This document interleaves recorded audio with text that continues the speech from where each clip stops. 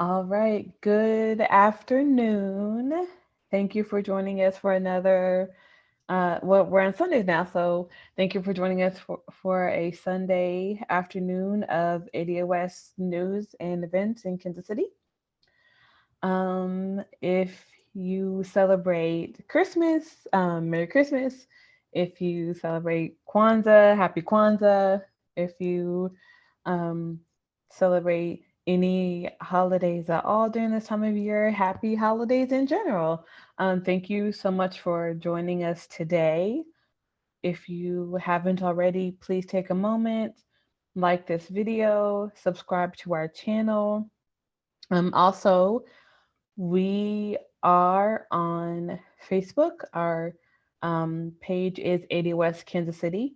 We also have a community group page on Facebook. It's called ADOSKC Community Group.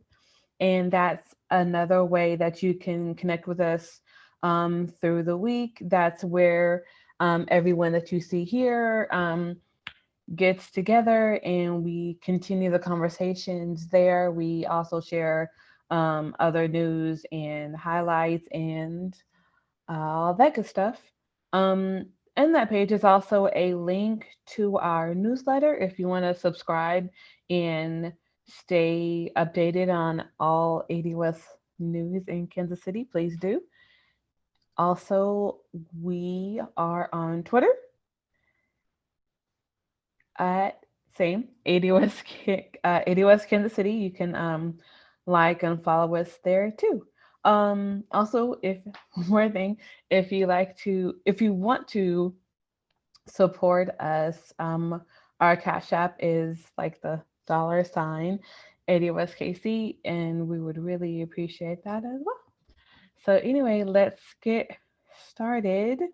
Our first topic for the day is based off of a Twitter thread and about um, fashion designer labels and kind of the difference between perception of wealth and actually what true wealth looks like, what it really looks like, or what it really is to have money in America. Um, the the thread itself kind of started off the lines of posting about shoes. I believe there were Balenciaga sneakers, and the person who tweeted it says that the sneakers themselves actually look like old school Skechers, and he taken the label Balenciaga and he like photoshopped it out to say like the S for sneaker for Skechers. I mean, and then he said if these were Skechers, no one would buy them, but because they have the label of Balenciaga, they're like flying off the shelves. So the question is that we're gonna get into now is when it comes to wealth in America, thus far, like a lot of what you see from our uh, Black celebrities, and all like celebrities in general, but we're Black, so well, three of us are Black here, Brian's not, but so we see a lot of kind of like faking it till you make it, just buying whatever labels are out there to like kind of show that we have money, even though um, spending money isn't necessarily an indicator of wealth. So let's talk about that. Let's talk about the difference between perceived wealth and real wealth in America and how Black Americans fit into that equation.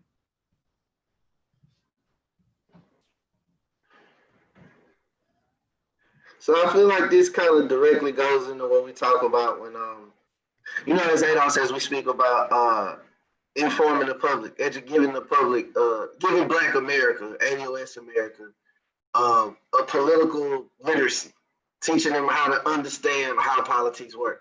I think it's the same thing with money. Like, I feel like for the most part, most of us are still impressed by a lot of liabilities.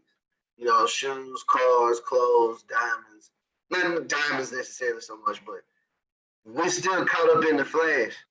And I think the comfortability is because, like, I know a lot of people that are considered rich or balling and they don't have health insurance. And nobody sees that as an issue. Like, you don't have health insurance and you're driving a $40,000, $50,000 car. That's an issue. You know what I'm saying? And I think we just view it as that. We want to see we want to see the expensive shoes and clothes and the cars, and we want to throw money on strippers and et cetera, et cetera. But when it comes to health insurance, when it comes to retirement, when it comes to owning your home, not just buying it to take that I bought a house picture. Like, we don't celebrate things the right way. And I think a big part of that is because we never had nothing. You know what I'm saying? Like, for most of us, buying a house is the expectation. That is the over the hump. Not actually paying for it and then selling it, et cetera, et cetera. So I think we're just experiencing a lot of first. And because we're still in the mood of just getting stuff, not keeping it, I think we celebrate things that, like we talk about, what are wealthy. Like, you show me a retirement account, that's wealth. That's balling to me. You show me a house is paid for, a car that's paid for. You show me, you know what I'm saying, trust for your kids and their college tuition funds, et cetera, et cetera. Like, that is balling. You know what I'm saying? But I don't think as a community we see it that way.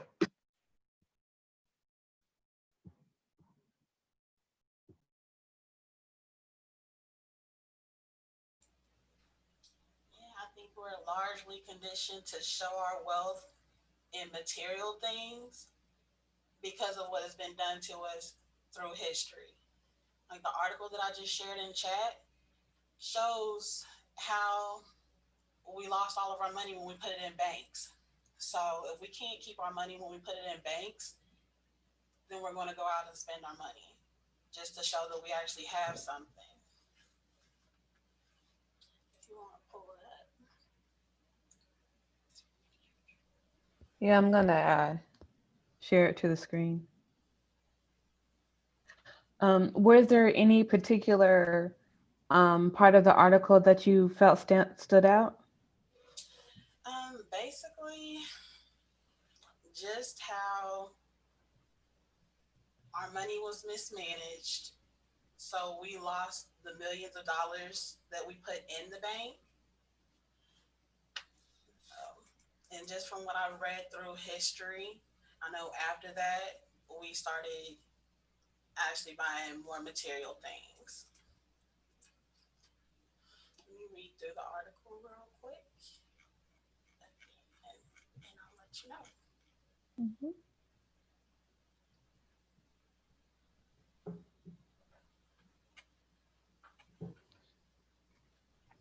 Oops. I would I kind of add in a personal here. One of the things that before I like really got into ADOS data and information was I loved to travel. Like Lily and I would take like 3 or 4 vacations a year. But now that I have the information about how we're you know pretty much a wealthless class, I think about all the money that we spent going on trips, all the food that we bought when we did go on those trips, all the clothes that we bought to prepare for those trips, and how all of that money could have been could have been spent on something else, could have been saved for times like this, and could have been invested into my retirement or her college education, and that money's just kind of gone now. I think that it's it's one thing to be like, oh well, you're broke, you're poor, you can't spend any money. But then it's another thing to be like, oh well, to have a Black American who says like, well, I have a little bit of money, I can do a little bit. So they do go on those trips, they do go on those vacations. But then when times like this happen, and they lose their job, and it's not to say like, oh, I don't want to I don't want to go on the lines along the lines of saying like, oh, it's our fault. Like we need to save up our money so that doesn't happen, because I don't think so, because that's kind of going on along the lines of something I'm not trying to say, because I'm not at all trying to take away from the fact that we are ultimately wealthless, because most of our opportunities for wealth were stolen from us. What I'm trying to say is like, I think that in a lot of ways we don't want to deal with that information. We just want to accept our jobs, or whatever money that we have coming in is, oh, I'm doing okay. Like, we don't want to really deal with the truth that a lot of the wealth that we should have was stolen from us. We've been conditioned to spend our money and show that we have wealth now because we're so used to it being stolen. So spend it while we have it is what's been passed down for since we were out of slavery. Yes, that's a like, very good point. We think about how many of our elders talk about how, like, they don't trust the banks, and they keep their money, you know, buried in the backyard, or they keep it under their mattress, or they're not trying to, they're cash only. They don't believe in, putting their money in the bank, because look what happened when we did put our money in the bank. I knew I grew up with a safe in the house. Yeah. Exactly. Hmm. And that actually is mentioned in the article. An anecdotal story about her sitting there with her grandmother counting cash.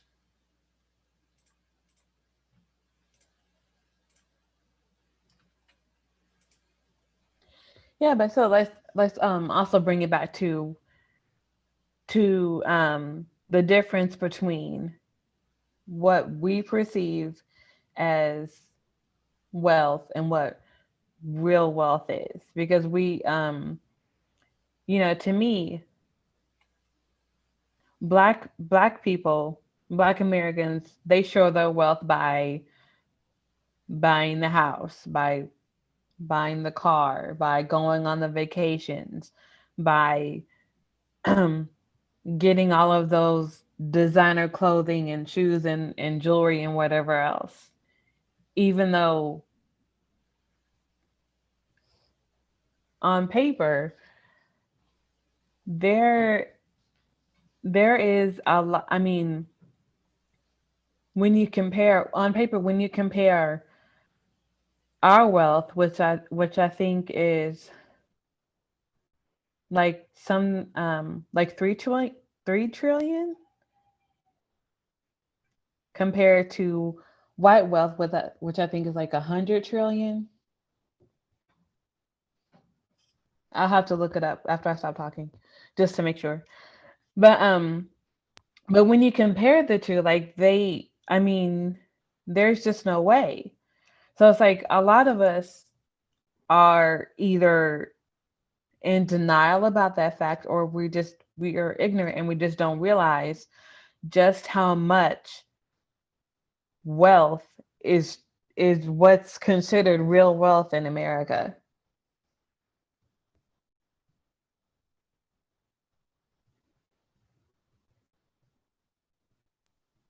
Kiara, can you are we able to share our screen? Oh, yeah. Hold on, let me see.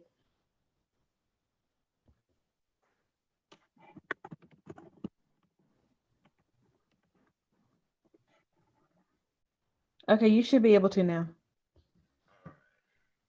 I wanted to pull up, and I think I'm pretty sure I pulled this up beforehand.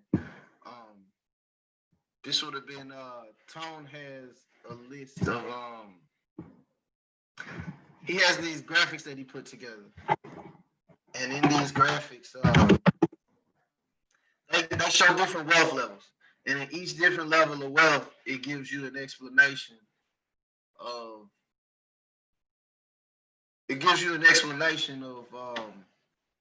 essentially what each wealth level gives you. Let me see, where can I go to share screen? Boom. Okay, so this first level, can anybody see that? I might have to zoom in here. Yeah, we can see it. Okay. So this first one is just a breakdown, and this one is 2010 to 2012. It breaks down all of the income in the Black community. Now, this does include Africans, so this is the Black community as a whole, not just ADOS. So this gives you a breakdown of essentially most Black people in America are making between 37,000 and 12,500. And like he mentioned, so this chart is from 2010 to 2012. While that's important, although that was like 8-9 years ago, that is right before the introduction of the gig economy. And the gig economy is your Uber jobs, your link jobs, your food delivery services, et cetera, et cetera. While that's important, that's considered a full-time job after this point in time. Before then, those types of jobs were considered full-time. So that's going to adjust the income in a negative, in a negative way. So the current numbers are less than what we see here. And if we see that most people make around $40,000, so now we think about, okay, well, if that's what most of us are making, what does $40,000 get you in America at this particular point in time? So let me see. I'll pull up another, give me just a second. I'll pull up another image here of what I was explaining earlier. Excuse me. Okay, so this image that we have here. Does everybody see this? Yeah. Everybody good? Okay, so we know the top 5% of all, the top 5% of all African Americans are worth $350,000. That's the top 5. And something I really wanted to make clear when we brought it up, because it's the first thing that jumped in my mind. This includes your student loan debt. I don't know why Black people feel like your student loan debt don't really count. They count. That's a part of it too. So including student loan debt, we're looking at about top 5% is 350,000. So if we look over here at the chart, that's right below the good. Now, if we look at the good, section, it's $500,000 or more in net worth. So this can afford you to go to a university similar to a University of Georgia, paying off your student loans. If you have generally that amount of wealth, you are able to pay off yours and your children's student loan, and you're able to save for retirement.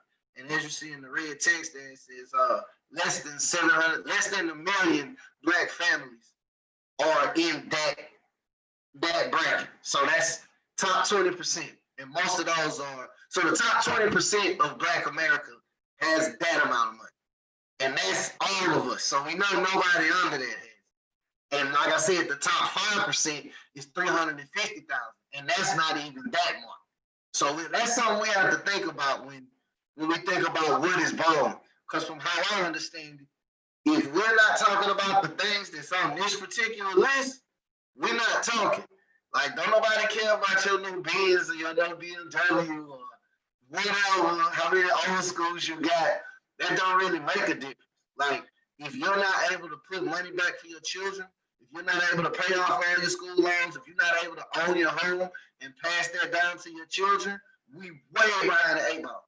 And majority of us aren't able to do that. And I think we have to bring in things like, I know this was a great tool for me, because it makes it really clear. Like, sending your child to Harvard probably never happened.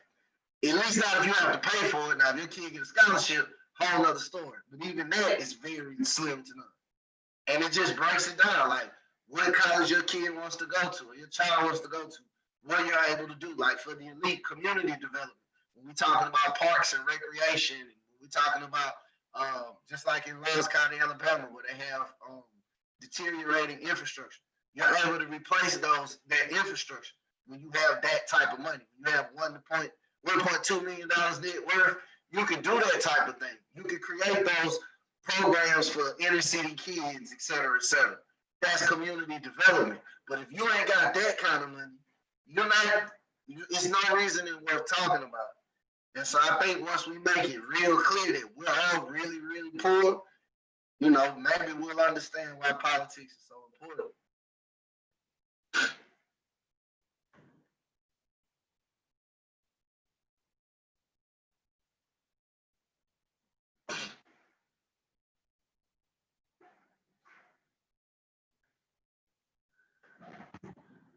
And I think there's I might be able to see another one. Because there's another graph associated with that as well. I can't seem to find it. While you're looking that up, I'm going to share the screen for just a quick second.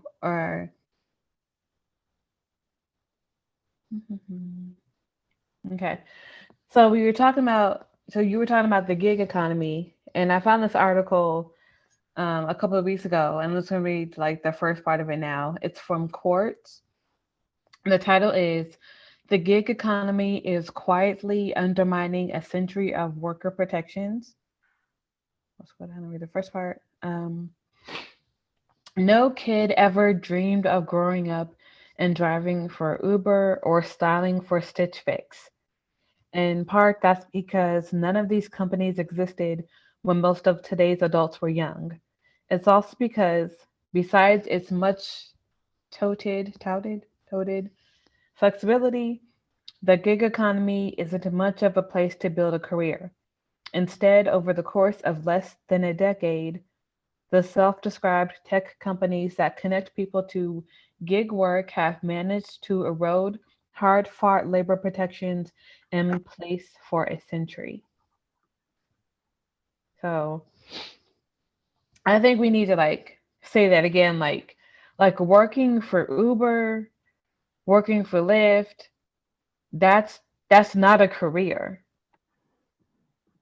So a lot of our people have turned to gig work to pay the bills, but there's no real future in that. In fact, I think I read somewhere that Uber drivers have to give like over 20% of their profit as a fee.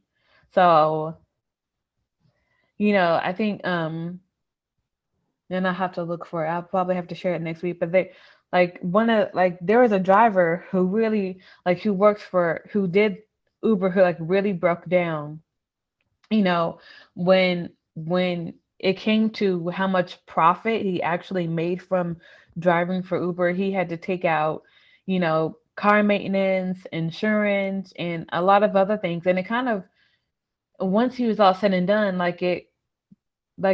it turned out he only made I think $9 or $10 an hour based off of driving for Uber. So that's not, that's minimum wage. That's poverty wages. And I think a lot of us who say oh, I'm gonna do this and I'll be okay. It's actually not okay. And I think now we're gonna start moving more into talking about what it is to live ADOS life, and I'll explain why. Because when Black Americans talk about just being okay, I don't feel like they're not being honest with themselves and what it is to survive and what it means to thrive in this country. Like a lot of us are scraping by, not even paycheck to paycheck, because we run out of money far before the next paycheck gets here.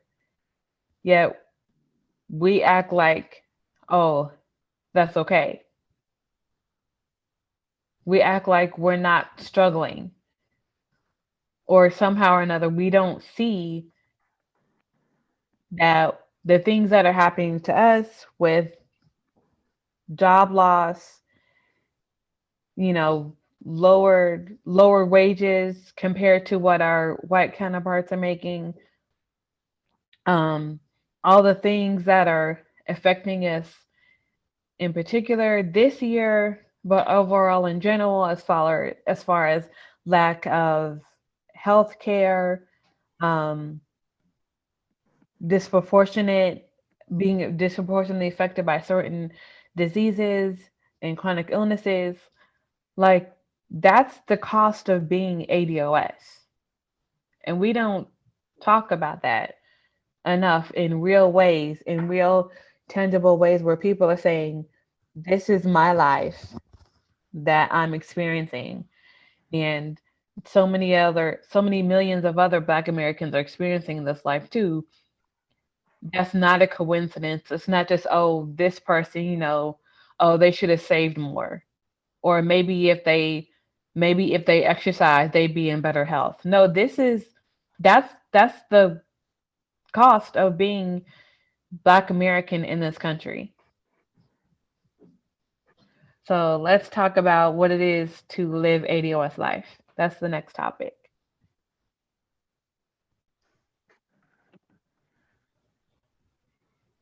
I think it's like you were saying earlier. I guess as we segue into the next topic, I kind of feel like we view the images we view are in context to ourselves. Like we compare the amount of money we have to other black people. And it's like, oh well, I got a new car. Most black people don't. I'm good. No, you have to compare yourself in relation to America. In America, there's a price point. It costs X amount of dollars just to live here. Like whenever they talk about, black people having $1.1 trillion in spending power, they didn't tell you how much of that 1.1 trillion goes to like housing and healthcare and stuff that you gotta have. Internet, cell phone. Like that's a part of the 1.1 trillion. And then they never tell you what is black spending power in relation to white spending power. Because black people have 1.1 trillion, how much money do white people have? Because if they got like 8 trillion, then we gonna notice, something's kind of off. But I think it's the comparison. We have to make sure we're placing things in context. We're comparing this black understanding. It has to be compared to the understanding of America. Like, what's happening? Well, what is happening in America? That's a baseline. And then we just compare from that point going forward. But my bad. Following up, what was the question you asked? I lost sight of.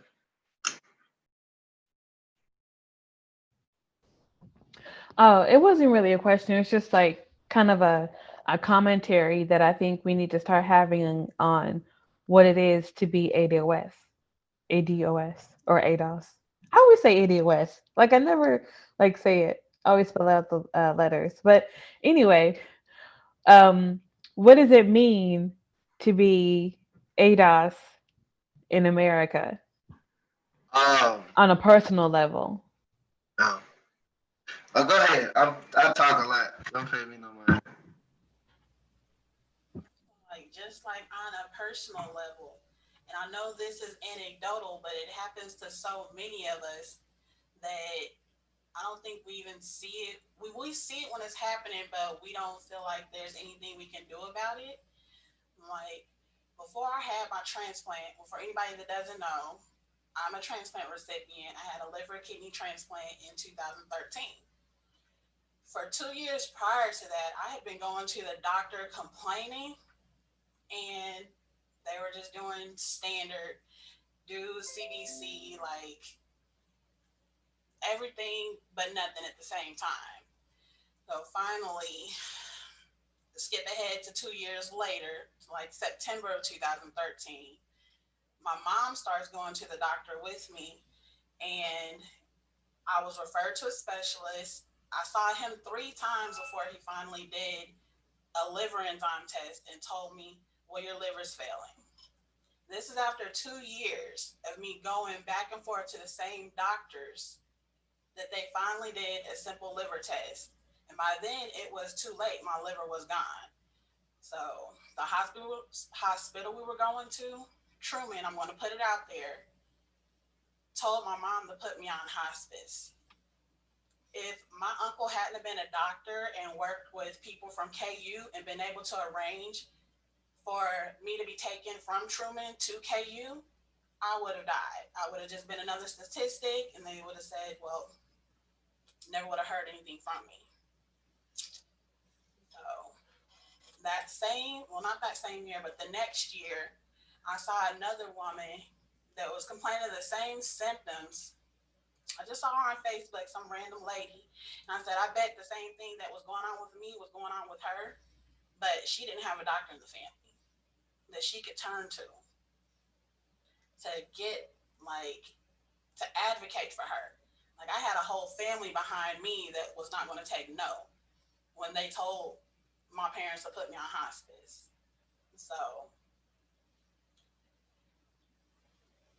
that's just disparities in health that I discovered personally. I was being stereotyped when I went there because I was working a temp job, so I didn't have insurance. So I had Truman's insurance. They just looked at me as a throwaway person, not somebody worth saving, not even worth giving a test, a simple test like that. So my mom went with me, and I was literally falling in the walls. And when the doctor saw how she looked at me and saw, oh, well, she's not putting on, like if her mom's looking at her like that, then he finally decided to do the test. And I think about every day how many people don't have people advocating for them, that don't have somebody knowledgeable enough to say, this is not right. Or that don't have a parent that's able to go to the doctor with them.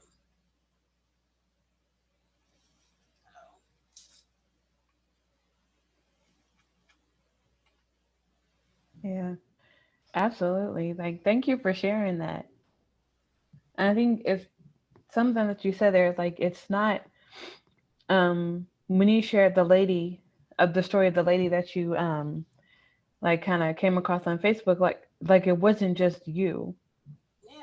that And I experiences that. happen all the time. Like my cousin just died early, not just earlier this year. Still don't know what was wrong with her.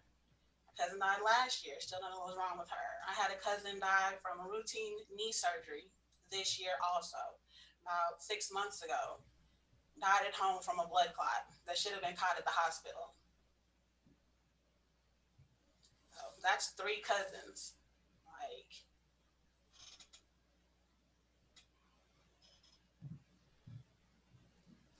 Mm. I'm sorry to hear that. that is ADOS life. Like, Yeah. it's sad to say that I'm used to it now.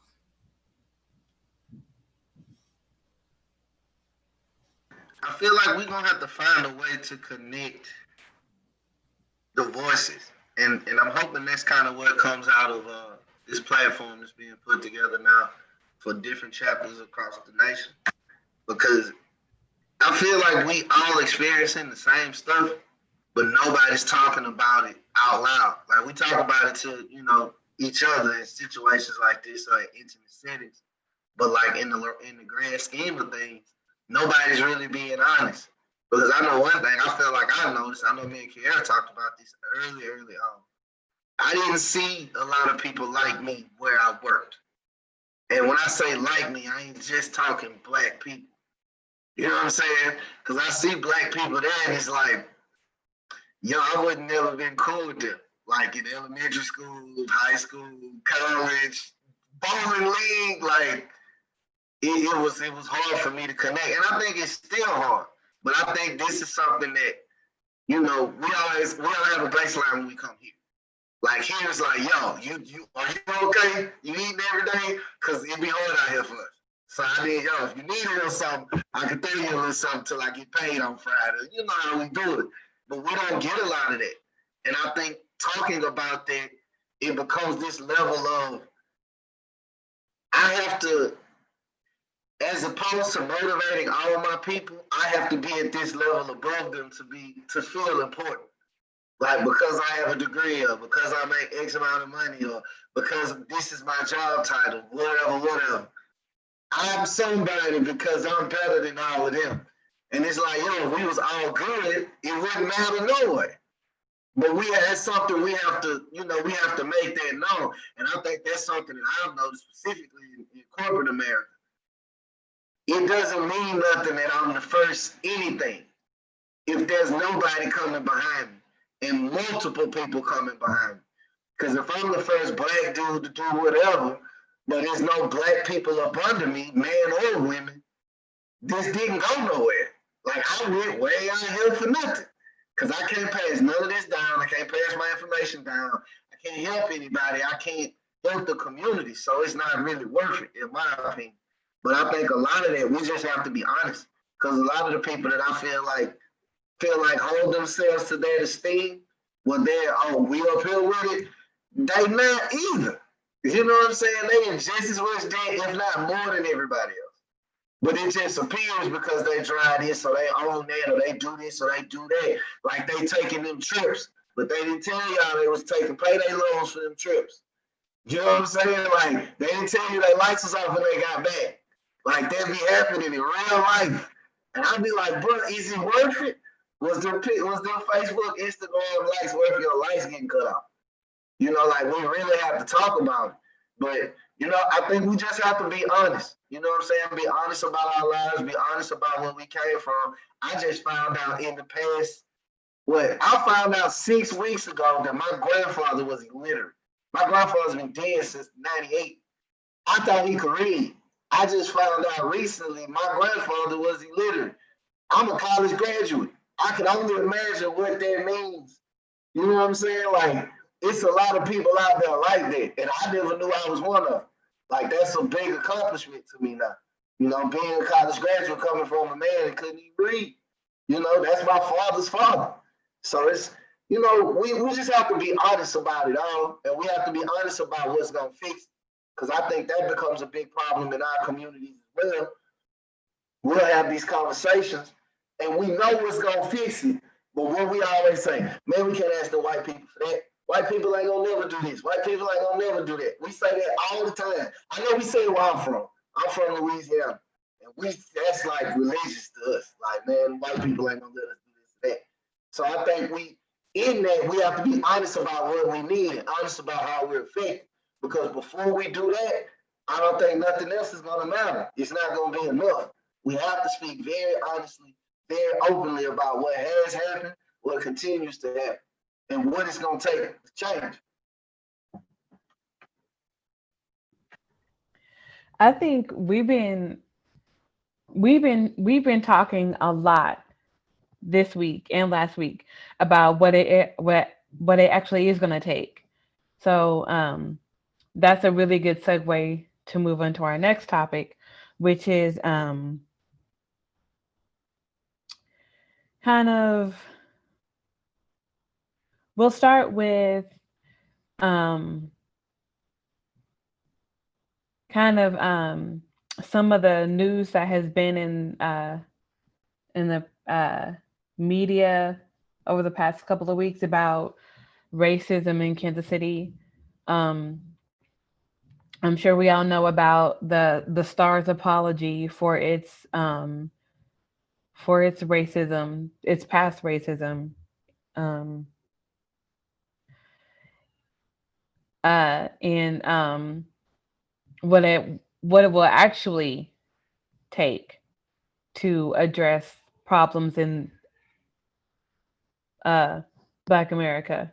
Sorry, someone's yelling in the background. So let's touch on that for a little bit.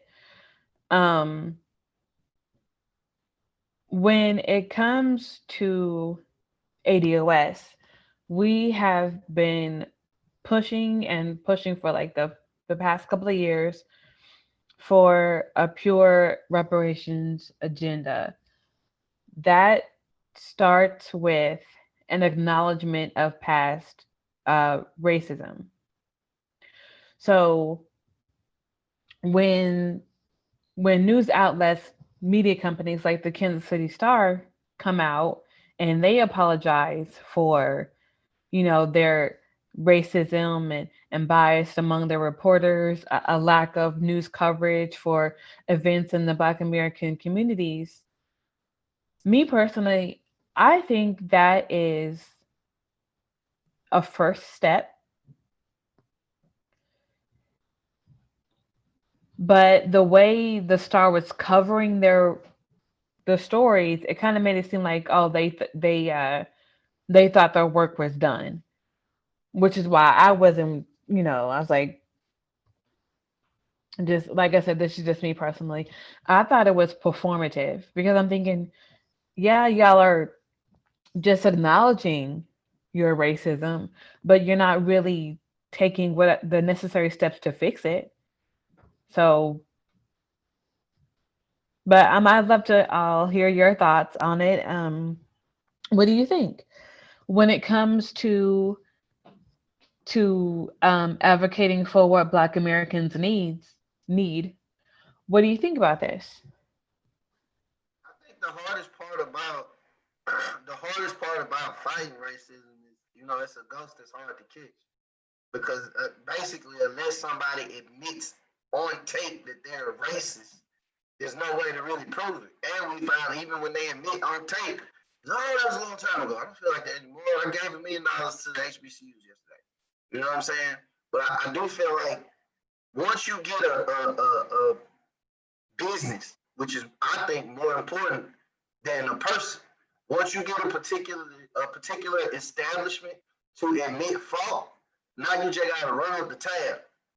So now if you're saying that, oh, we haven't done this right, okay, well now we're gonna talk about how much wrong you've actually done. And this is the part where we gotta come out and be extremely open, extremely honest, like, and just talk about what it is, because I don't think we even have to embellish.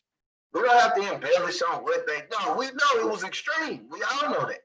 We just got to talk about it. And I think the minute that we start, okay, well, I couldn't apply for this job, this job, this job, this job. I had because I know this happened in one of the companies I used to work for. They told a sister that was working in a certain section. I don't go too much in detail. I don't want to put her out there. But this particular department of the company, one of our executives told her, well, that's good for a colored woman. You should be good where you at. You know what I'm saying? Like, what you mean? And like straight face, like, no, I know the dude. I think he retired now, but yeah, just like that. And it's like that. Like you get in the room, I've sat on diversity boards with no people of color on. Like I done had people follow me around the premises to take pictures with me for diversity. After I've said multiple times, I don't want pictures. Now we just have to be very open and honest about what specifically the Kansas City Star has done, how they did, and once we bring those issues to the forefront, you put the onus on the company. You done did all this for all these years. Now, what you gonna do about it? Because if you ain't gonna do nothing about it, why did you even apologize? Maybe you're not sorry. Maybe we should boycott your business. That's how we gotta play it. We gotta play it just as cutthroat as they played it on us. I would even say more so, because even after the fact, once they atone for the wrongs done, I still wouldn't trust them to do right by me. But that's me. Just because you didn't show me you don't care if you in power. And the only reason I feel like they even saying something else because of the climate of the country. It ain't nothing in me right now that believes the Kansas City Star would have admitted that if all these murders and protests and all this other stuff hadn't been going on. I don't give you no strikes for that. Unless you gonna come out with a full, we gonna do right by black people by doing in the Kansas City Star. That's the only way I would believe it. So we just turn up the heat. We know that they done did wrong, they done admitted did wrong. So now let's talk about all the wrongs done. I feel the same way about those statues. We knocking down with General Lee. We knocking down his statues. We like knocking down Confederate soldier statues. But why we just don't go to Mount Rushmore? Because they were slave owners. They were murdering and raping black men and black women. Thomas Jefferson, George Washington, all of them. Get them too. Like if we gonna do it, let's do it. I don't want no, we knock over a couple statues, change a couple street names. Nah, we gonna win because that ain't enough. That's not enough. And I'll be the first person screaming that no, we gotta keep going. Go all the way to the White House. As far as I'm concerned, we can rewrite the Constitution. Because it ain't no way all men are created equal and you own slaves. Somebody was lying. That ain't, but that's me though. I won't put that on nobody. But that's just how I understand it. We have to be honest and be open about the harm done and the continual harm, because this ain't just a 2020 issue. This has been going on for multiple generations. So we're gonna need multiple generations in the least bit to fix the wrongs that have been done to our community.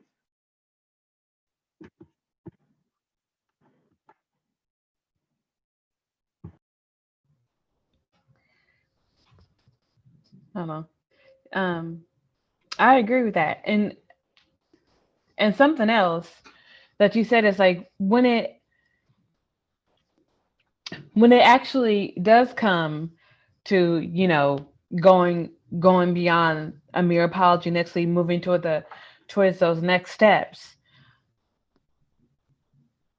Black Americans need to be at the center of those conversations. Now you can't just, it's one thing for them to be like, okay, you know, we're gonna do XYZ. It's something entirely different for them to be like, you know what, we are inviting Black Americans within Kansas City to actually come to us and tell us what they need us to do. Because I have some ideas. You know, they should, if you have a newspaper who's apologizing for a lack of coverage of Black Americans, okay, that lets me know like you all need to be hiring Black American reporters who share the experiences of the people in those communities and will be able to give honest and detailed accountings of what's going on in those neighborhoods. That's just one idea. I think, based on what you just said, I think it's a perfect opportunity for what we're doing to be done. I think we should put together a list of demands, you know, depending on how we discuss it. Yeah. Like us, Yeah. all we've been through here. We need to get together, put that together, and we need to go holler at them, because this is what we're here for, right? Right or wrong. Right. That's what we're here for. And this is the type of stuff we're supposed to stand on.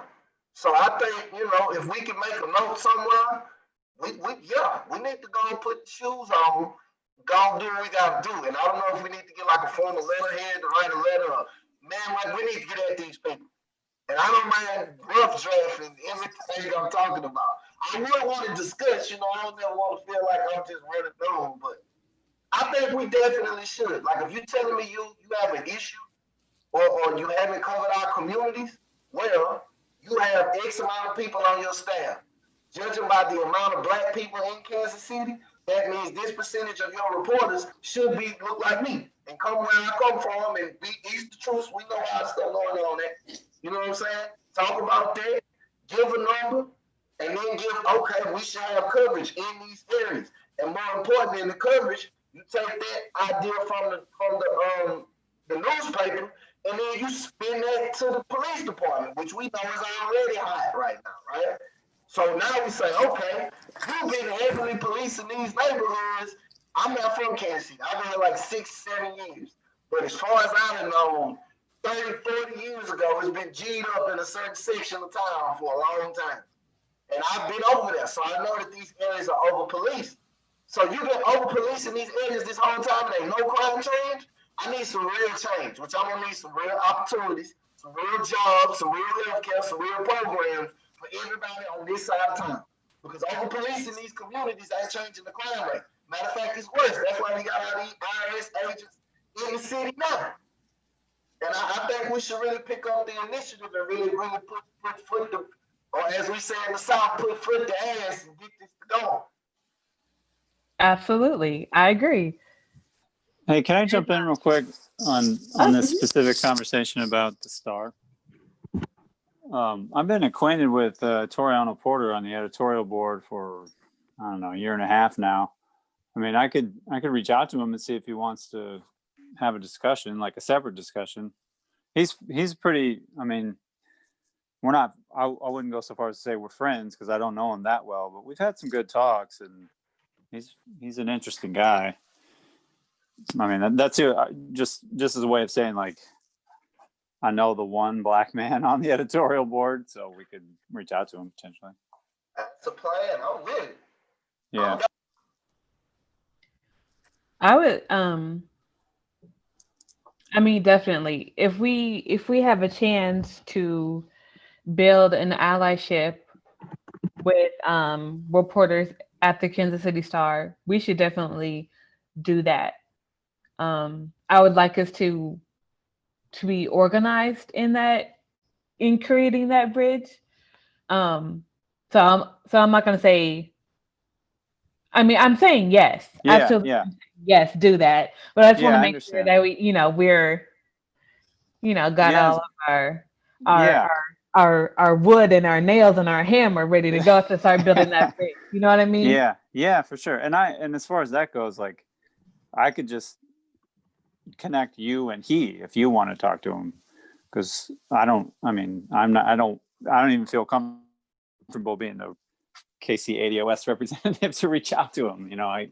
I would just say, like, hey, I've been working with this group and for 3 months now, we had this discussion about the Star's recent attempts to make right, quote unquote, 100 years of activity.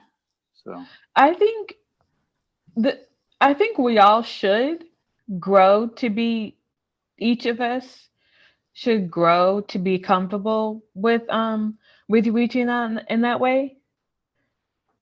So yeah, I mean, it's definitely not something that I would do by myself. Like, we could all get together for one of our vision meetings and we could hash it out then. Mm-hmm. Because I want us all to grow together as a group, not just me as the leader. You know what I mean? So yeah, so I'm just gonna add that to the agenda for our next vision meeting, and we'll talk it out then. Okay, great. All right, so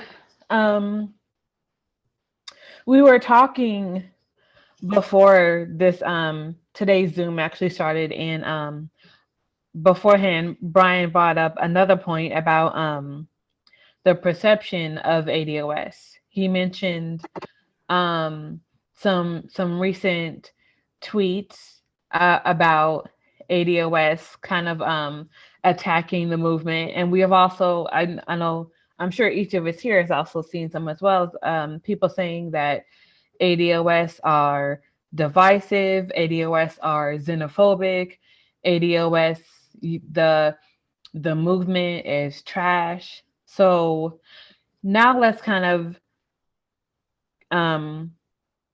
segue, and this is actually, I'm sure I know white people are saying this too, and we'll talk about that as well. But I also want to talk about Black Americans who were saying those things. So we have Black people who were Black Americans who were supposed to be, who ADOS is fighting for, who are saying that we're divisive, and we also have white people who are saying, ADOS is xenophobic. So where is that coming from? And that's the question that I'll kind of post to everyone in the group. When people say that ADOS is divisive and xenophobic and toxic, where is that coming from? Why do you think they say that? And what is the purpose? Like, what are they trying to do by sharing those opinions?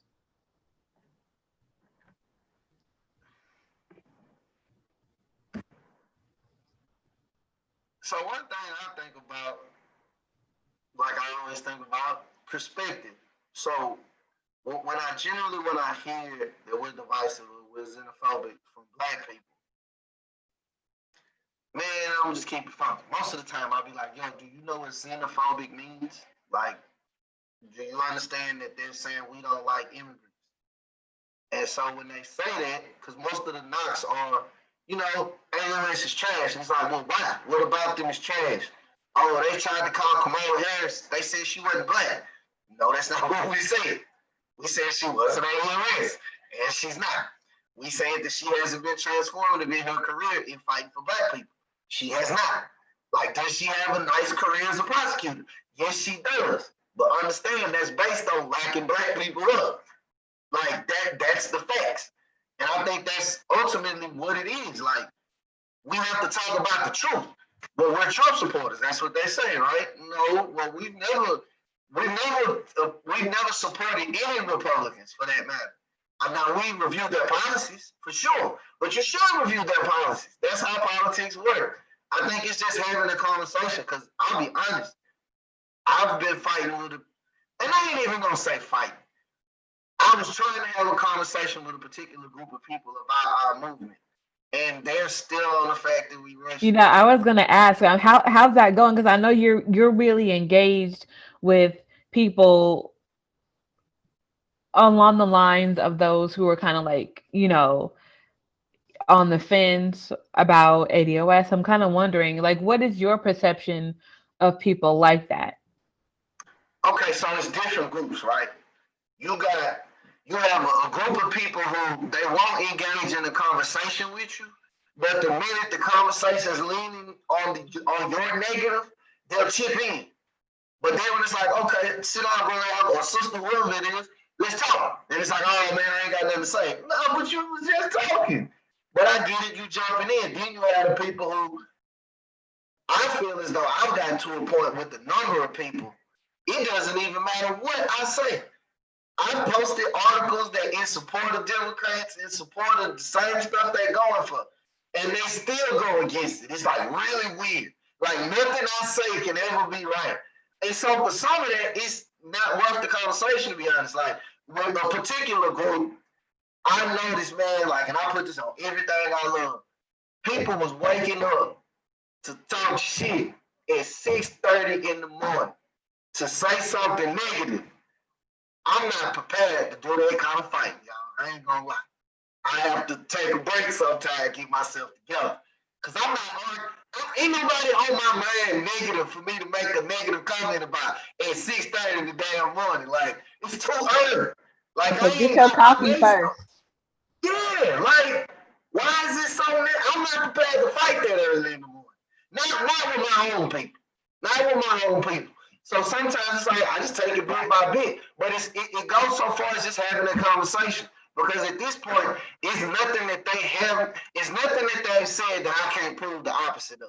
Like when they said that we were Trump supporters, we've always been against Trump. When they said that we didn't want people to vote for Biden because we wanted to vote for Trump. Well, we didn't vote for Trump either. We can prove that.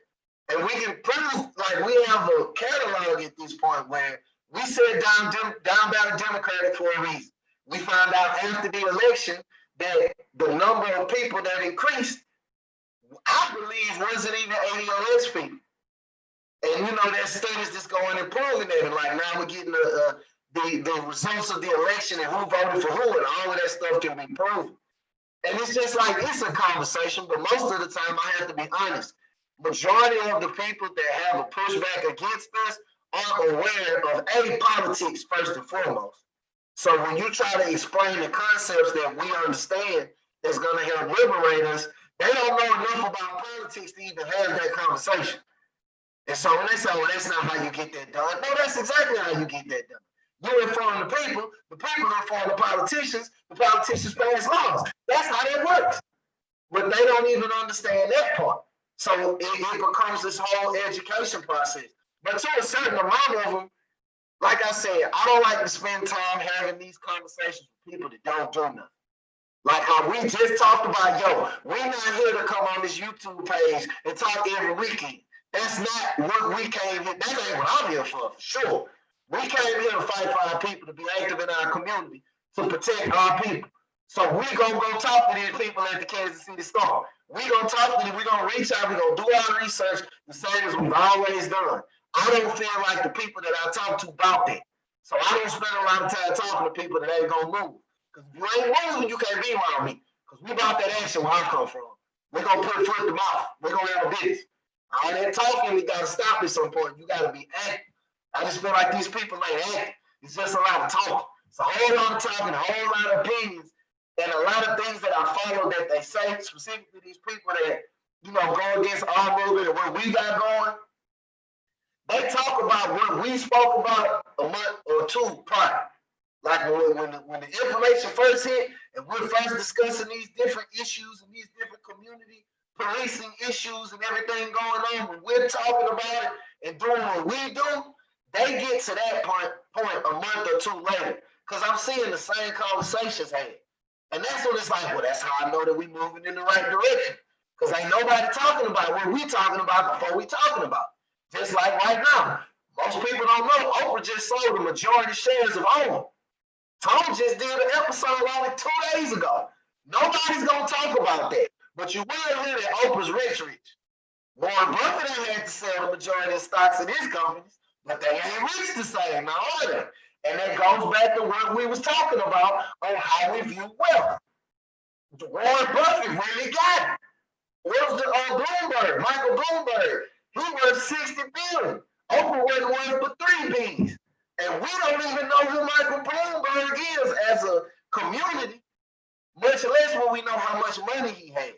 So I think it all goes in the same, the same circle of stuff. I just like what I support and what I believe in when it comes to our movement and what we doing, we on the ground. We reading the articles, we doing the studies, we making the phone calls, we discussing the books, we having interviews with that, and we doing it. They not doing nothing. They just talk.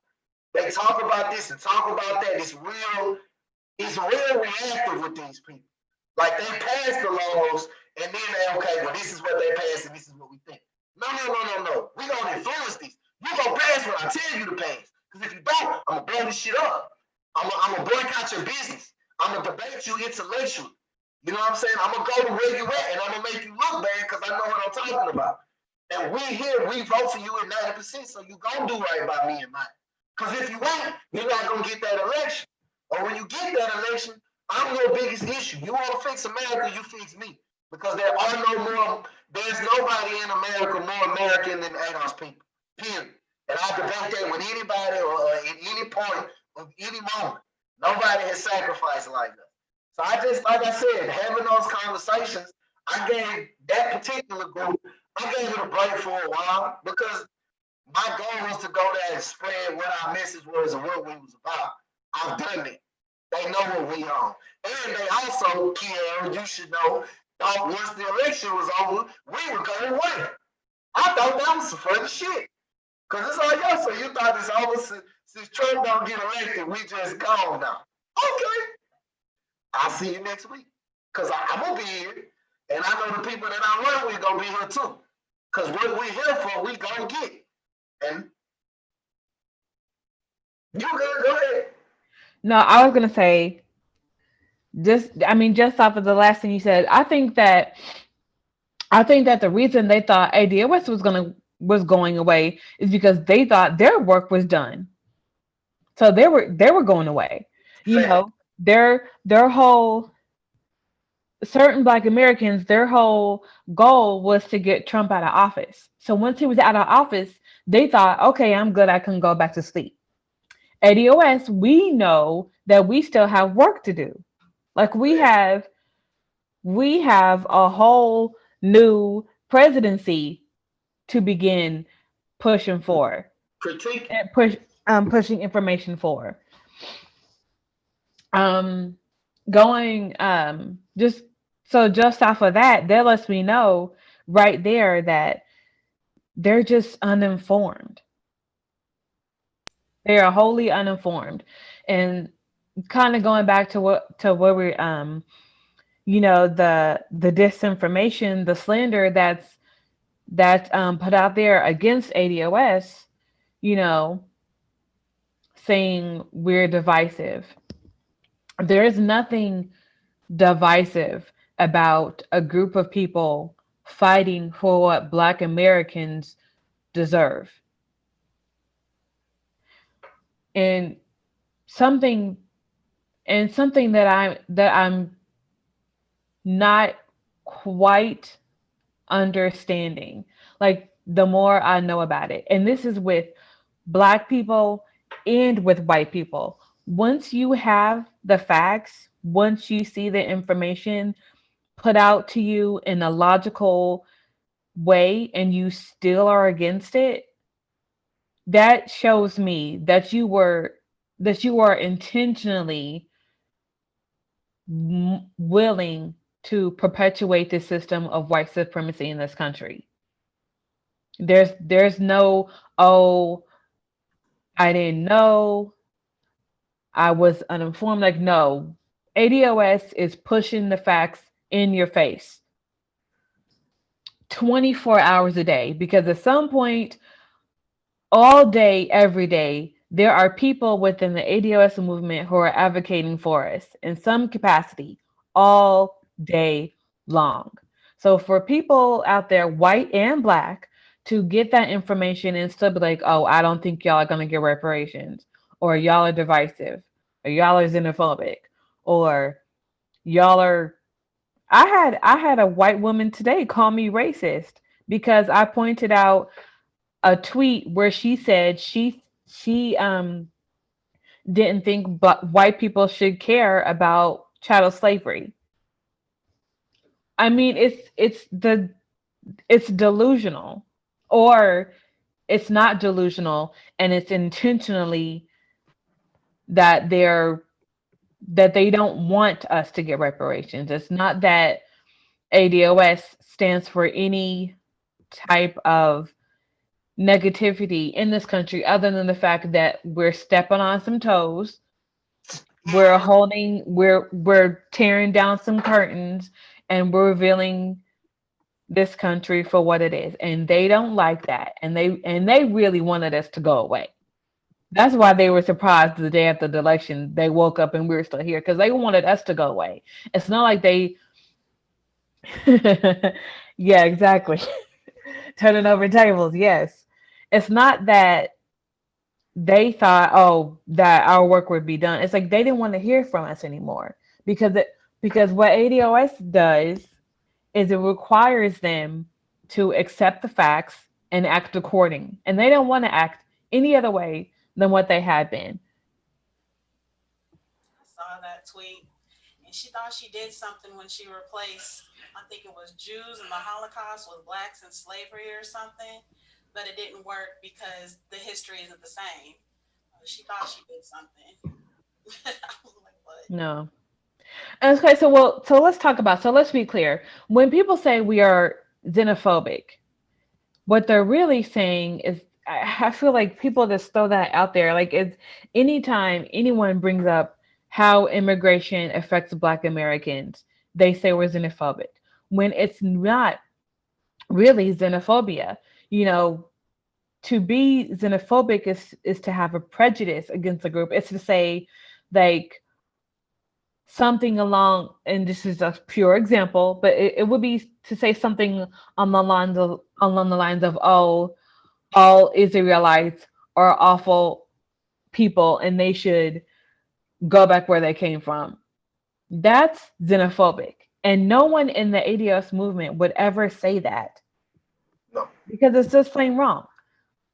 However, there's nothing at all wrong with saying, in America, the system that allowed so many to immigrate to America is really affecting us negatively. You know, we're competing for jobs, we're competing for a place in this caste system that we should not have to fight for. You know, immigrants come into this country and they receive all sorts of benefits that Black Americans don't. And it's not because they worked harder, it's because they're being given more. That's not xenophobic. That's pointing out the truth. Bless you. Piggybacking what you're saying, Kiara, I think I don't think our issue is even with the immigrants. Because to say we have an issue with the immigrants is to say that they're in control of what's going on, and they are not. Our issue is with the American government. We're saying that the American government provides all of these resources for people that aren't even citizens, much less that have been there as long as we have been here. Again, going back to our contribution to America, as a citizen, you should be better off than an immigrant. And as a black citizen, as an ADOS citizen, there shouldn't be anybody better off than you because of what you've contributed to the society and the sacrifices that you've made that were unconstitutional on the government's part towards your particular group of people. So I think the issue when we have that conversation, I generally, if it's not an immigrant, I don't generally like to talk about it because when it is, I think it's easy to point out. Like, how many black businesses do you go to? How many black friends do you have? Where are your people at? Like, there's a section of whatever city you in that's a whole bunch of y'all, but y'all have ownership of those places. That was taken from me and mine. We weren't allowed to do that at any point in our history in America. So I think, again, our issue is not that we're xenophobic, but I feel like we're reinforcing lines that are already there. Like, we know how Ghanaians look at us. We know how Kenyans look at us. We know that, yeah, we are black till it's a whole bunch of black people. Then the Kenyans go with the Kenyans, the Ghanaians go with the Ghanaians, et cetera, et cetera. And the ADOS people go to the ADOS people. That's how it always has been. It's never been anything different than that.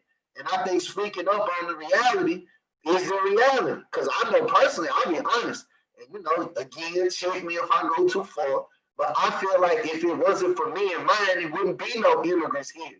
We made a way for immigrants to be here. We fought, bled, and died for the right for you to come over here and make a life for yourself. So what you ain't finna do is come over here and tell me what I ain't finna get. And I fought for you to be here and have everything that you have. And I feel like we need to be very matter of fact about it. Because it's a lot of lives, a lot of blood, sweat, and tears that of our lineage of people that died and were murdered and had to fight for them to have those rights. And we should be appreciated as such. And I'm matter of fact about that, to be honest. Also, we have about 15 minutes left, so we're gonna start wrapping up.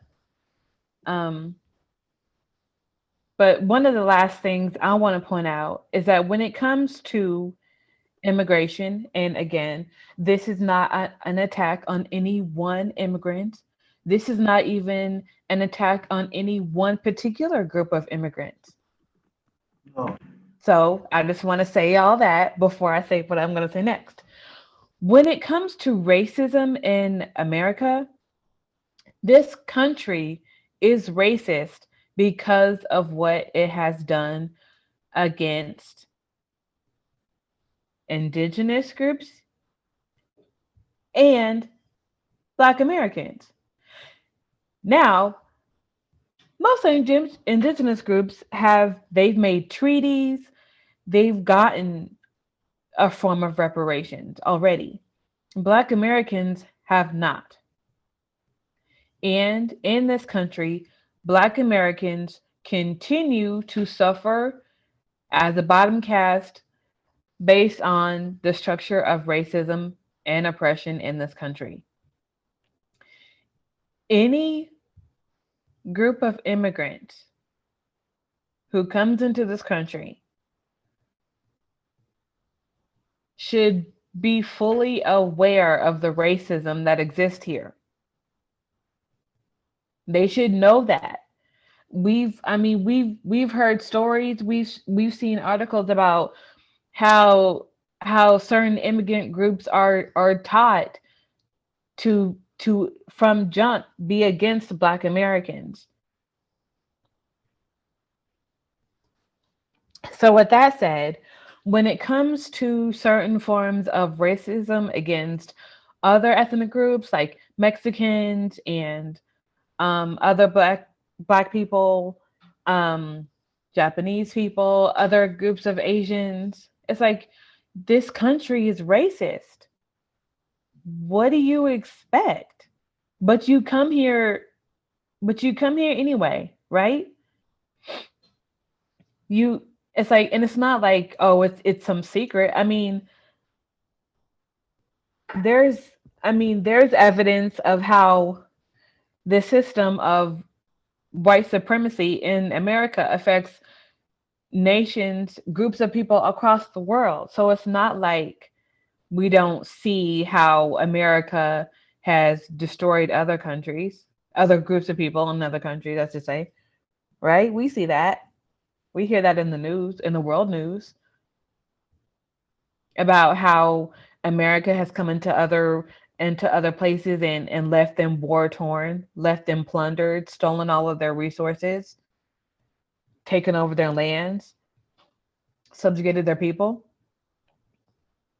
right? The same goes here. So if you come into America knowing that, then it's almost like you're willing to be a part of that system that forces Black Americans to stay on the bottom. Discrimination is the price you pay for your place in America's caste system as an immigrant.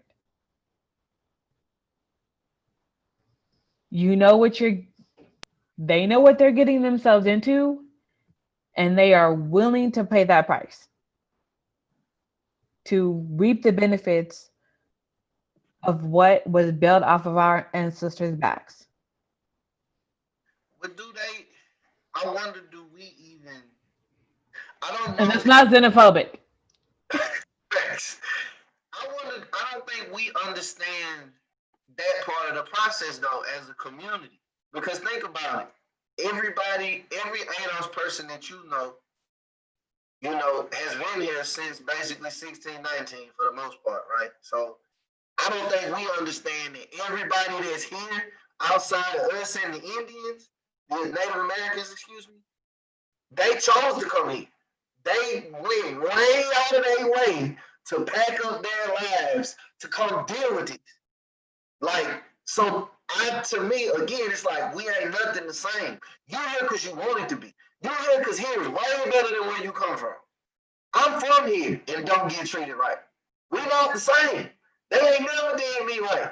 You came over here, so if you don't like the way they treating you, either do something about it or go home. Because I can't go home. This is where I'm from.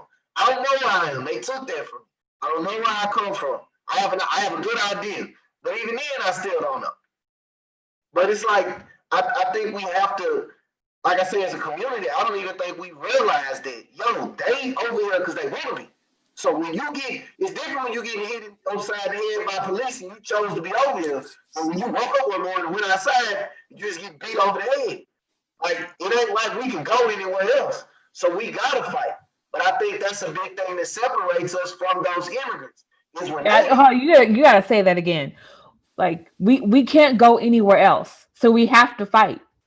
yes, or get beat in the head. Pretty much. Yeah. It ain't no other option. But I think that's a big thing that separates us from immigrants. Because when you ain't treated right, like this particular building that I live in, it was real red dotted here for a long time. And then the coronavirus hit. I don't see half as many Indian Americans in my building as I used to see.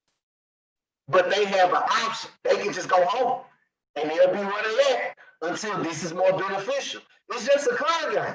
You're here because this is better for you, because you're going to get on your feet. As we've proven, most immigrants that are in first and second generation, they send the majority of their money back home. And then when they get to a certain level, they leave too. So they're just using us. But they're using Black people to piggyback and catapult off of us to get those opportunities because of what we fought for. Because like I said, we can't go nowhere. Either we make it good here or it's it for us. And we don't share that with minorities. And I think the issue is what I'm on for sure. That's like when we always ask through ADOS. What do we always say? Who you? Who you? So when I come up to these minorities, are you gonna vote for the reparations for the descendants of slaves of America? If you ain't with that, we can't be friends. Because that's what it is. Either you gonna vote with me or you gonna get on over there on the other side of this thing. Because there ain't no in between. I don't that black and brown stuff. I got some brown brothers I'm cool with, but they would vote for reparations though. I can't speak like that for everybody. And if they can't vote reparations, I can't rock with them like that no more because we ain't cool. You don't understand how important this is to me and mine. You don't even understand how important this is to you and your people because we made a way for you to be here. Let's make that understood. So I think it's like I said, it's a different understanding. We don't. This is our home. We are the reason America is America. You look at all these buildings and all this money and all this shit around. We built all of that. That's mine. That's how I feel. My people bled and died for this over hundreds of a couple different generations, a couple different centuries. If we gonna keep it global, so yeah, this me, homie. You gonna get with it, or you gonna have to get around me. That's how that's gonna have to go. But I think that's the when you put it in perspective in terms of American history, I think that's when I came to the conclusion. Majority, and I would go so far as to say 90% of the people that are against our movement weren't here when we did the biggest fighting. They weren't even over here to be fought for. They don't got that granddaddy that can't read. Because most of the people that are over here, you think about it, they may be coming from wealthless countries or you know what I'm saying, third world countries, but you gotta have some money to get over here. You gotta speak English, you gotta have a trade, you gotta have money to go to college, you gotta have money to live in one of the richest countries in America. You don't have none of those four things if you ADOS from where you from. I can't do that, and I think I'm only on. So to have all those things, they don't come from the same class of people. A lot of these people I be talking to, they had drivers, they had maids. You know what I'm saying? Like, I ain't never seen no maid. My auntie and grandmama was the maid. I will relate more to the people that served you than the people than you. I got more in common with you. But I think we have to be vocal about that. Because they don't talk to me like that. They used to. But then we had a couple conversations. I told them I knew what a cotter was. That turned a lot of heads. Like, what? How you know about that? Yeah, homeboy. I know what you on. And I know how your face turned up that you know what I'm saying? It's really real. Because if it wasn't, you wouldn't be acting like that. But like I say, we got to get on it and we got to stay on it. It really ain't no other way. It's this or nothing. Because we know what's going to happen when that wealth transfer hit. Price of everything going up. So it's either we get this money or we on the streets. And if they don't understand that, ain't too much talking I'm going to do. Okay, can I jump in real quick?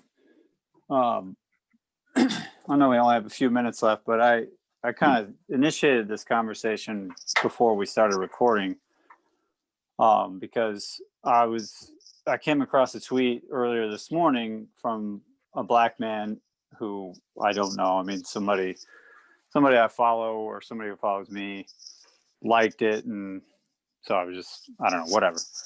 Anyway,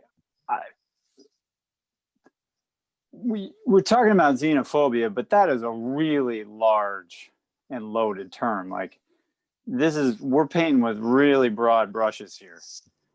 Like you're talking about people who migrate north from Mexico, Central America, talking about people who come from Africa because they have resources. You're talking about people who migrate still from Eastern Europe who are not wealthy. You're talking about people who are, come from Asia or the South Pacific. Like, got to break it down a little bit more than where we are now, because you get in trouble because it does start to sound xenophobic when we paint with broad brushes. Or maybe not xenophobic, but xeno-antagonistic.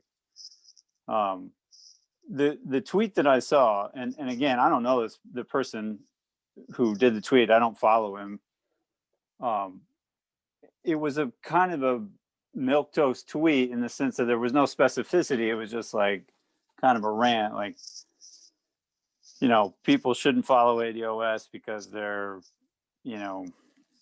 bad, they're anti-black and they're bad for the black community, and et cetera, et cetera. So I clicked on him to try to get some more information about who he was. And the thing that caught my eye was like the first phrase that he used to describe himself was like Pan-African. And that's something that we've talked about a lot. And I think, Leighton, that's particularly what you were getting at the very end of your comments just now. And I mean, that's the part that I think that ADOS as a group needs to really reconcile with. And I understand the rationale of saying, like, if you're not ADOS, you shouldn't be in line for reparations. That makes logical sense to me. But that, I think it's also important to reconcile soberly and objectively with the fact that there are people who are not rich that immigrated to this country from somewhere in Africa, you know, or their parents or their grandparents did it, you know, in the early 19th century for whatever reason, who have been, you know, subjected to racism, just like people who are ADOS. And to Leighton, to your point of, like, you know, when you say, how did you phrase it? You said, you know, you can either go home or you can advocate for reparations for ADOS. Well, that, I mean, you got to understand that somebody who, you know, whose parents immigrated in the early 20th century and has no connection to, you know, their parents or their grandparents' place of origin, but are dark-skinned African or, you know, say South American or Central American. Well, let me stick to, you know, someone whose parents immigrated from Africa, say in the early 20th century. If they're 1 or 2 or 3 generations removed from that, they feel just as American as an ADOS person, but they don't have the lineage. So they want to fight for racial equality, but then they see the ADOS community saying, well, that's fine, but you don't get reparations. And, you know, if you're not with us on that, then piss off, you know? And I think that's where the animosity comes from towards the ADOS community. So that's all I'm going to say about it. I mean, that was the tweet that I saw, and the person, like I said, I don't follow the guy. Didn't know who he was. It's just somebody that I follow liked his tweet. So to clarify that, because I don't, you know, nobody wants to be misunderstood. I don't want to, you know, never want to shed a bad light on ADOS. So one, for me, if you're not fighting for reparations, or you don't believe, you won't vote for reparations, and that's what I mean by fighting in the least bit. As a personal friend, I can't be a friend of you. But that's on some me, that's me. Now, when it comes to the movement, something that you said that I really want to speak on. When you said, oh, well, I immigrated from Africa a couple generations ago, I feel just as American as you are, and I won't get reparations. Or you're saying that I won't get reparations. That's exactly what I'm saying. Because when I fought for you to come over here, you didn't fight for that. You got a whole lot of benefit off of my fight, because I fought for you even when you wasn't fighting for you here. So yes, I am going to ask you to join ADOS and fight for our cause, because I fought for your cause before you had one. I fought for a way for you to be over here, and you didn't put up a dime. You're welcome. Yes, you're welcome, because we fought for you to be over here. And now you're over here piggybacking me. And one thing I do feel like I need to clarify, because I don't want to be misconstrued, if that's a word. I'm speaking majority to the wealth levels. So when we say, well, my parents ain't rich, compared to what? The average black family, the average black household for ADOS people in Boston is $8. The average wealth in LA is $200. I know your people got way more than that. But that's how we have to, I'm viewing it through specifically the wealth perspective and the advocacy for doing what's right. Because we know what the money is. And if we know what the money is, then we know what the reality is. When you say you poor and I say I'm poor, we ain't talking about the same poor. We are both American, but understand, my American, me as an ADOS person, I have fought, bled, and died for 150 years before there was an America. Before America was America, I was paying dues. You can't be American like me unless you like that. I'm not saying you're not American. You're not me. I built America. Like, there is no here for you to come to without 400 years of my people being murdered, raped, and tortured. We got to put that on the line. And you're not like me. It is a difference. Because you wouldn't walk up to i.e. white person and say that. You would not. That wouldn't happen. And we have to be clear when we're talking about immigrants. Immigrants, America is made up of Black people, Native Americans, and immigrants. I'm not a Native American. I'm not an immigrant. I'm totally different from any concept that isn't Native American and immigrant. I am neither of the two. I was put here to make this somewhere for you to come to 200 years later. We are not the same. But if you don't advocate for my claim, to me, there is no conversation of morality. There is no conversation of equalness. There is no conversation of equity. There is no conversation of justice. Giving reparations to ADOS, giving reparations to ADOS people and the descendants of slaves in America is not only the right and moral thing, but it's the justice. That is the justice that we deserve because we fought for that. We've been mistreated in ways I can't place into words. And that is a huge pushback because it's not saying that immigrants are evil. What it's saying is you're not moral. If you come here and take advantage of what's in America, you can't come to America and get rich and not take advantage of Black people. Period.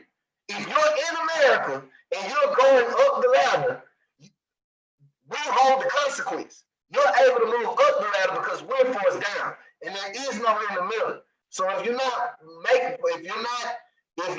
against that changing, I don't see how you're moral. And if you don't understand why that's the moral thing to do, then you don't understand American history. And if you don't understand American history, my issue is with your citizenship, because my issue is with you calling yourself an American and you don't know nothing about America. And that's a whole other conversation. Because the way I understand it, you need to know about Black people in order to be American. Because America is not America without the descendants of American slaves. There is no in between. We are more American than George Washington in my eyes. Because George Washington isn't George Washington without his slaves. And nobody else that you know of. But that's me. That's why I'm involved in the movement. Now, I can't say that's the ADOS perspective, but I would say that in the name of ADOS. There is no George Washington without the slaves. There is no Thomas Jefferson without the slaves. There is no America. There is no kindness king. There is no wealth for the world was created here. 20 to 30% of all cotton made worldwide during American slavery was produced in the South. We impacted the world. Facts. So no, we're not alike. And I feel insulted that people actually think that. But I understand a lot of it is the information. People are ignorant of our history. I'm just not. And they're going to have to shut me up because I'm on beat. And I'm going to keep talking about it till we get it where it needs to be. But that's just, Brian, that's my perspective. And then, you know, we had this conversation. I don't never want you to think that I'm aiming it at you 100%. But understand that's what we did. We impacted the world. We created the world as we know it based off the backs of my people. So ain't nobody going to be like us until they put in 400 years. When they put in 400 years, we might can think about talking. But ain't nobody came remotely close to that. So as far as I'm concerned, it's not a conversation. Yeah, I don't. I was just gonna add in that I do Brian, I think I understand the argument or the point you were trying to make. And to that end, I just want to say that the story of Black Americans in the United States is unique. No other group of people has our story, has our history, has our culture, has our lineage that lives in America.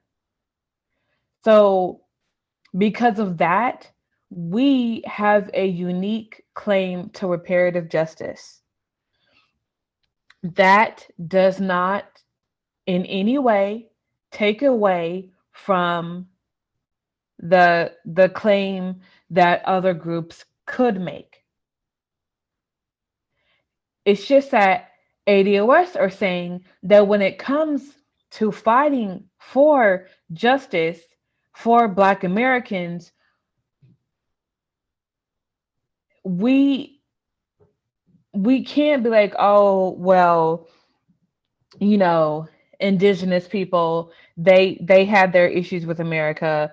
Um, Latinos or certain groups of people who came from Latin countries had their issues.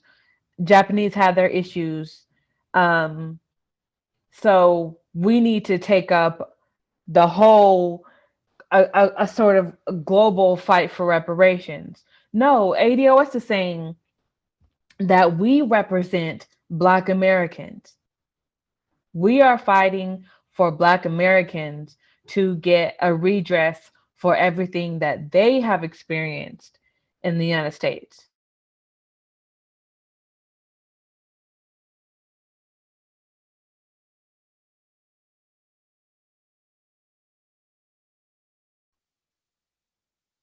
Did Kiara get frozen? Yeah, that's what I was trying to say. I think so. Yeah. She'll be back here in a minute. What? Oh, Oh, there that's you good. go. Yeah, I thought my computer froze. I was just saying that in America, Black Americans have a unique justice claim for reparations. No one else can say that their people were forced to come to America. They were held in chains. Their ancestors were raped and sold off and made to build up the whole industries in this country, right? Nobody else can say that they have the lineage that Black Americans do. That is our unique justice claim for reparations. That does not in any way take away from other people who might also have a claim. Other groups of people who might have a claim as well. We're just fighting for ourselves. To add something else, like you said, the guy was talking about if your ancestors came here in like 1920, prior to 1965, less than 1% of Black Americans, well, of Black people were immigrants. So if your people came here in 1920 and still, like, if they haven't intermingled with us, so that you are now ADOS, then why? That's a whole nother question. I think you're a part of the problem because, like, think about it. Like you said, before 65, 99% was descendants of slaves. My question is to those Kamala Harris's or her mother, rather. You wasn't with us. You were Caucasian. That ain't with us. And so that, is a conversation I've had with a lot of sisters over the past couple of weeks. Like, if you don't see if you don't understand why I'm way more for Stacey Abrams than I am Kamala Harris, I question who you are. Because I feel like there's no way you can be in tune with who you are and in tune with the data and not know the difference between Stacey Abrams and Kamala Harris. Because their politics are totally different. But I think they are both celebrated as Black women, which I won't say that they shouldn't be. But I just feel like, when you look at Stacey Abrams, when Stacey Abrams talks, the way she pushes her policies, you know where she's from because that's what she advocates for. And I feel like that's politics with everybody. What someone speaks the most on is what they're pushing the hardest. And that's what they understand to be the biggest problem. Which is why Marianne Williamson is the only person to get my respect. Because she was the only person willing to talk about what was going to be right for my community on that stage. And Joe Biden's been a Democrat for over 40 years, 50 years. So it's, like I said, and not to go so hard on it, but again, this is what I was speaking on earlier. We have to speak honestly. You know what I'm saying? We've had all of these Black politicians, we've had all of these Black elected officials, and our communities are digressing. And that can be proven. Wealth is digressing, home ownership, unemployment, incarceration, all of that is dipping. And like I say, I just can't understand why we still incessantly go the same direction.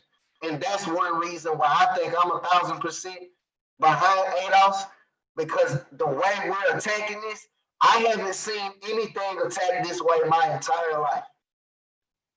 at all. And that's something I constantly tell us in our family, our ADOS family. This is it.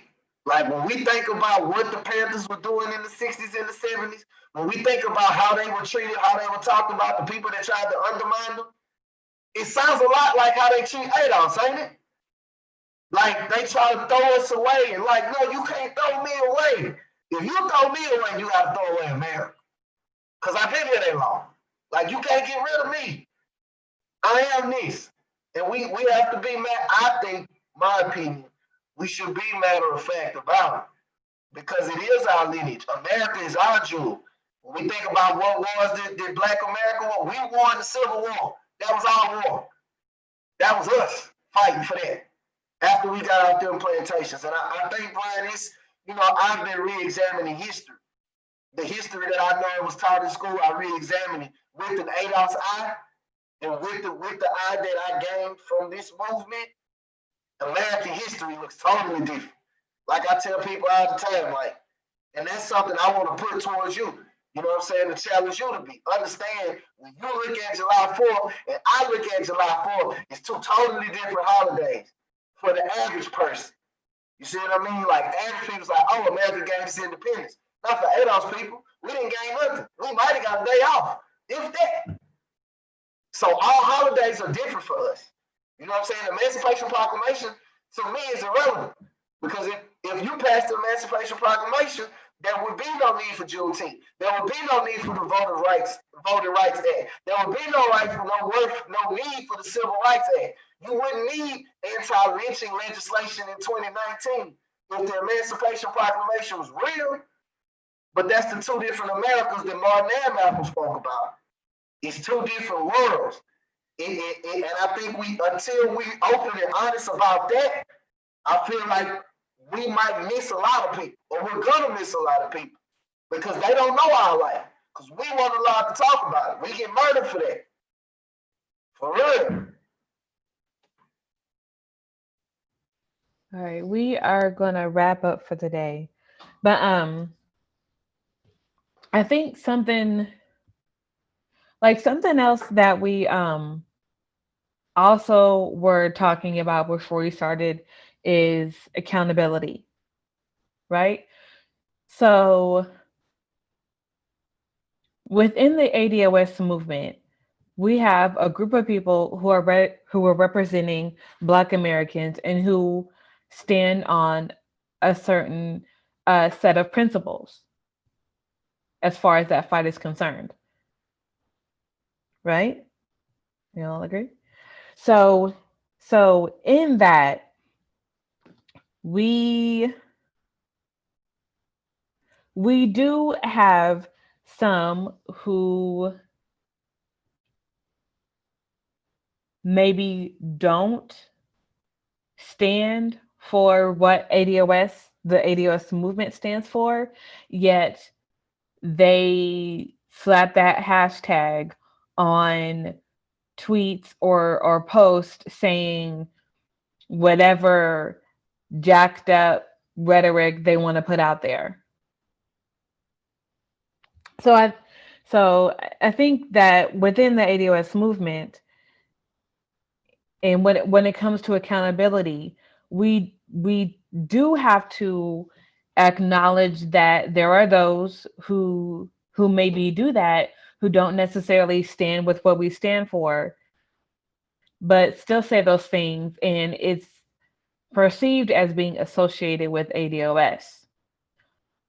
What we have to do, and not just us in this group in particular, but everyone who associates with the movement as well, it's like we have to start holding those people accountable as well, and saying, like, this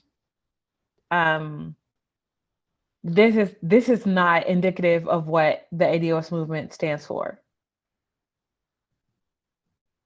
or this is what the ADOS movement stands for. And as we continue to do that, I think people will begin to recognize those who are walking the walk of what ADOS, hashtag ADOS stands for, and those who don't. Because those who stand for the movement, who believe in reparations for Black Americans, they're not going to say anything or do anything that will put the movement in jeopardy. As far as, the putting the movement at risk of being slandered. Those who don't care would. And as more and more people start to recognize what ADOS is about, they're gonna recognize, oh, this is what ADOS stands for. This is not.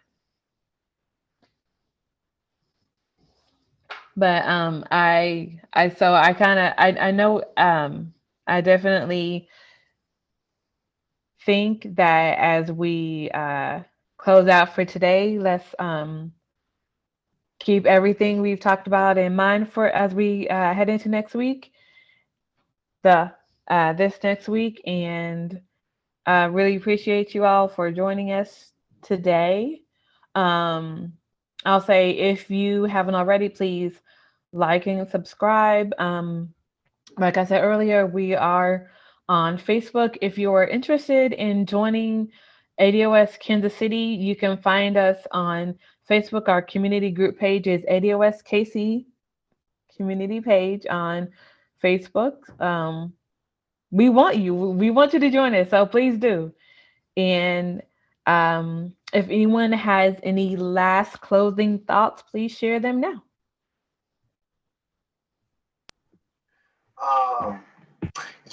So I've been in and out the past couple weeks. There's been some stuff going on, some personal stuff. But I was kind of been adjusting to the new time. The new time's kind of throwing me out because y'all, I had my Saturday morning sick. But now we get more, readjusted, reacclimated. So I'll be back. We'll be back to it. Everything will be, I'll be back on it. Can I say real quick that the Tuesday, the vision meetings are Tuesday nights still? Yeah.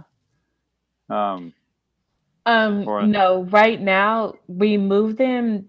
Tuesday nights were kind of hard. They were a little bit of a struggle. Yeah. So now they are every other Sunday morning. Oh, okay. At 9. Okay. So we're gonna see how that works. We're testing that out, because I know there are gonna be some weeks where we have the 9 a.m. meeting, and then we're gonna take a break for lunch, and then we're gonna come back at 12:30 for the Zoom. So Gotcha. Like I said, I believe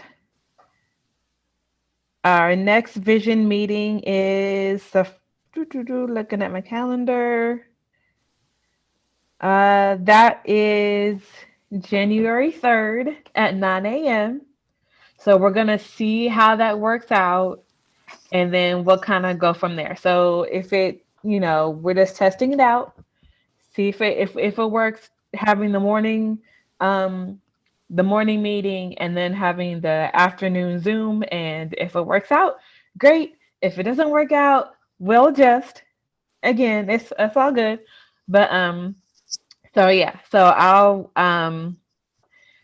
to everyone here who has filled out the vision survey, I'll add the link to the vision meetings in the email for those, and we will see you next Sunday. Can I finish? I was going to say one more thing, if you don't mind. Mm-hmm. I can't tell if that was. Are we shutting down or sorry? No, we're still going. Okay, good.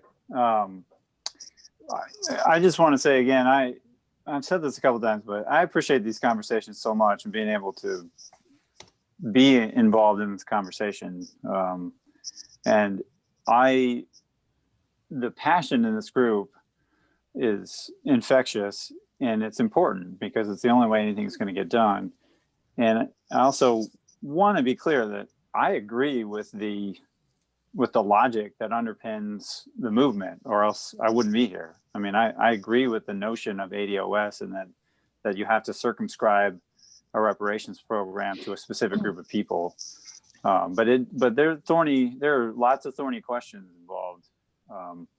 And obviously, as our discussion at the end that dominated the last 45 minutes or so makes clear, like there's a lot to talk about. But so thanks for letting me be involved in it. And there's that. And then one more, like, totally unrelated thing. Part of the reason that Tuesday is still problematic for me is I'm getting involved in another book club that I think is really important. And it's a book club about the notion of modern monetary theory, MMT, if anyone's ever heard of that on this call, or anybody, who watches on YouTube. It's becoming a very popular monetary economic theory, particularly at this moment.